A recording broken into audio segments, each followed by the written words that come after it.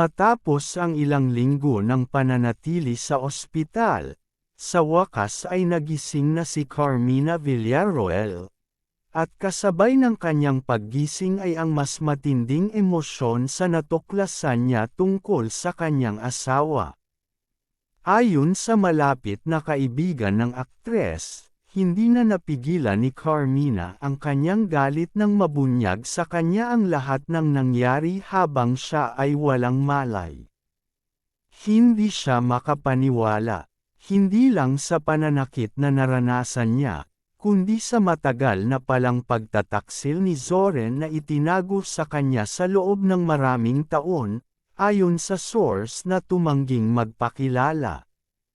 Matapos makuha ang sapat na lakas, personal na hinarap ni Carmina ang kanyang abogado upang pag-usapan ang mga susunod na hakbang. Isa sa mga pangunahing aksyon na kanyang gustong gawin ay ang tuluyang paghiwalay kay Zoren at pagsasampa ng mas mabigat na kaso laban dito. Gusto niyang makuha ang hustisya, hindi lang para sa kanya kundi para sa kanilang pamilya na naloko sa napakatagal na panahon, dagdag ng source. Samantala, patuloy namang dumarami ang ebidensya laban kay Zoren, lalo na sa kanyang sinasabing kabit na isang babaeng may koneksyon sa showbiz industry. May lumabas na mga litrato at mensahe na nag-uugnay sa dalawa, at ayon sa isang insider, hindi lang ito basta fling, matagal na itong relasyon na itinago sa publiko. Nang makarating kay Carmina ang impormasyong ito, mas lalo siyang nabalot ng emosyon.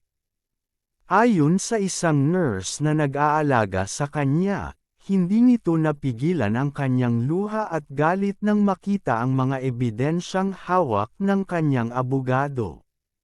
Sobrang sakit ang nararamdaman niya. Hindi lang siya nasaktan physically, pero mas matindi ang sugat sa kanyang damdamin.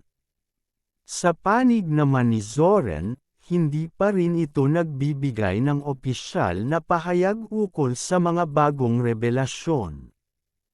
Ayon sa isang source mula sa loob ng piitan, tila wala itong balak aminin ang kanyang mga pagkakamali at patuloy na tahimik sa kabila ng lumalaking kontrobersya. Mukhang hindi pa rin niya matanggap na tapos na ang lahat sa kanila ni Carmina. Habang patuloy ang investigasyon, lumalakas ang panawagan ng publiko na bigyan ng hustisya si Carmina. Sa social media, patuloy ang pagsabog ng suporta para sa aktres, at marami ang nanawagan ng mas mabigat na parusa para kay Zoren.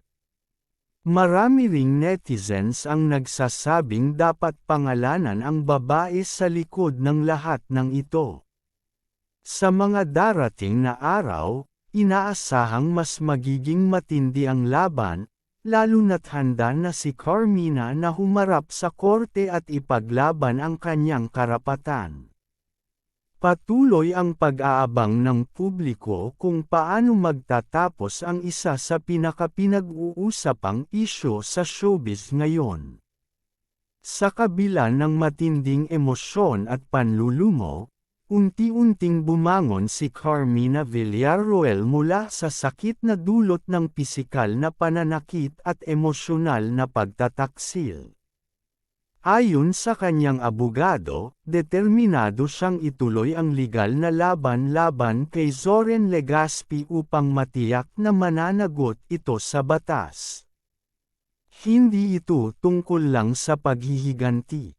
Ito ay tungkol sa hustisya at sa karapatang dapat ipaglaban ni Carmina, pahayag ng kanyang legal counsel.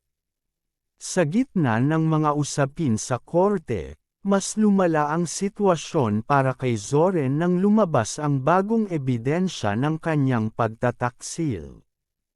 Isang video clip ang kumalat online na nagpapakita ng kanyang matagal ng pakikipagrelasyon sa isang babae na hindi pinangalanan sa media.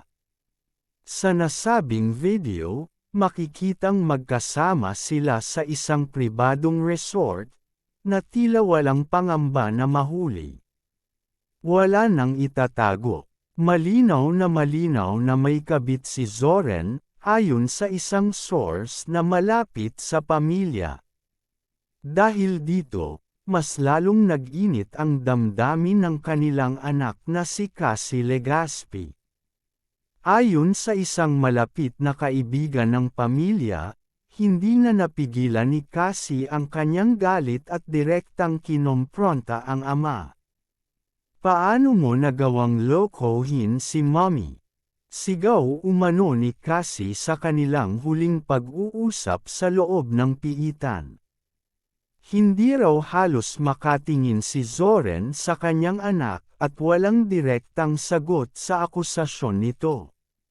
Samantala, si Mavi Legaspi ay